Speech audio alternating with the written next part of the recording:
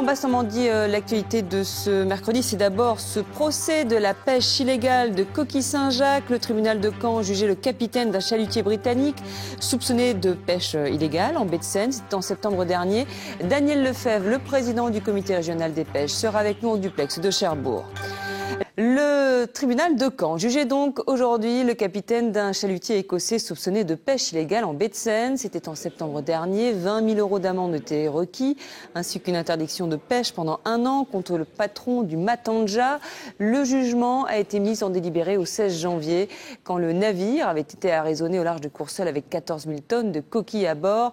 Sa balise de suivi n'était pas allumée, ce qui constitue une infraction et ce qui laisse supposer qu'il était passé en mode fantôme pour ne pas se faire remarquer par les Français, car les relations avec nos voisins anglais sont tendues. Elles sont tendues car les Français ont mis en place des restrictions pour préserver la ressource, pas les Anglais.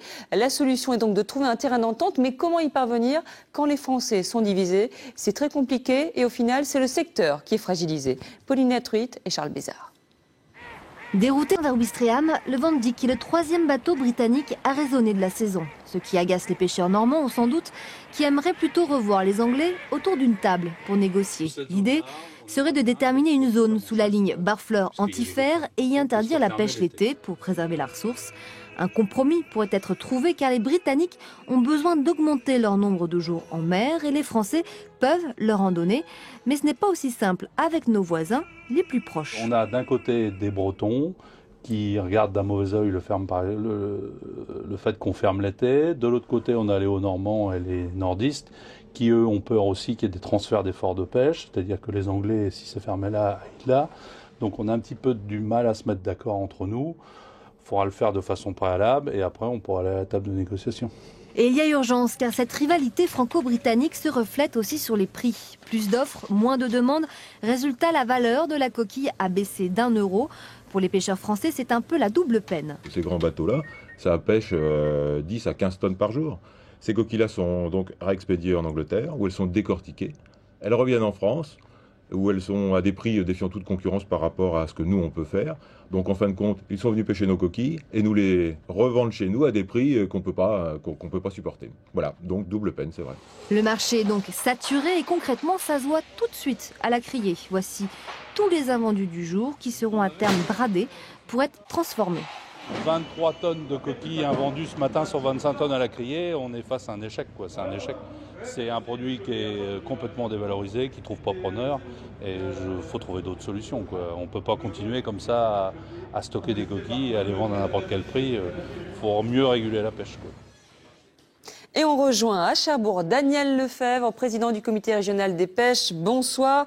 Le comité Bonsoir. Qui était partie civile dans le procès de ce matin, le procès du Matanja. Oui. Fin janvier, monsieur Lefebvre, se déroule une réunion avec les Bretons, les Picards et les Nordistes. Allez-vous enfin vous mettre d'accord et comment ? Ah, c'est très compliqué, hein.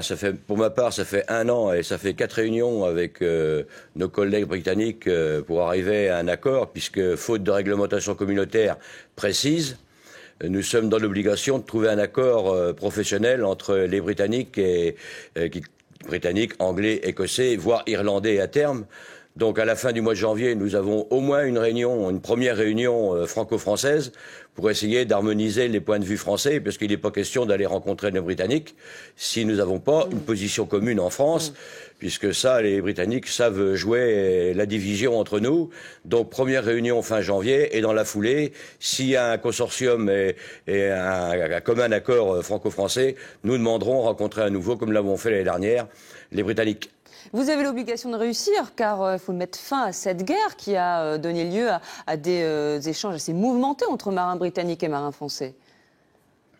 Complètement. Donc c'est un sujet assez délicat, puisque contrairement à ce que fait la France, bon, il faut pas dire que les Britanniques ne gèrent pas leurs coquilles, ils le font dans leurs 12 000 aussi, mais en interdisant justement leurs grands bateaux à l'intérieur de leurs propres 12 000, ce qui leur donne la capacité d'aller ailleurs, et notamment à les fricoter avec les 12 000 Français, sachant qu'ils ne peuvent pas rentrer dans les 12 000 Français, puisqu'ils n'ont aucun droit.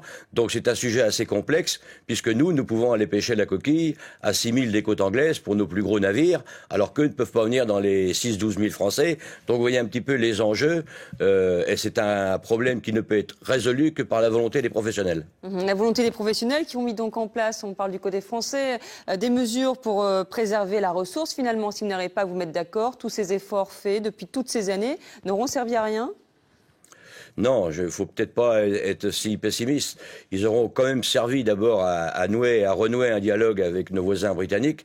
Mais si, effectivement, faute de pouvoir trouver un accord dans les meilleurs délais, il est bien évident que là, comme on l'a déjà fait d'ailleurs, nous serons amenés à solliciter nos pouvoirs publics, c'est-à-dire notre ministre, afin qu'il y ait une demande qui soit faite auprès de la Commission européenne pour faire reconnaître notre bon droit.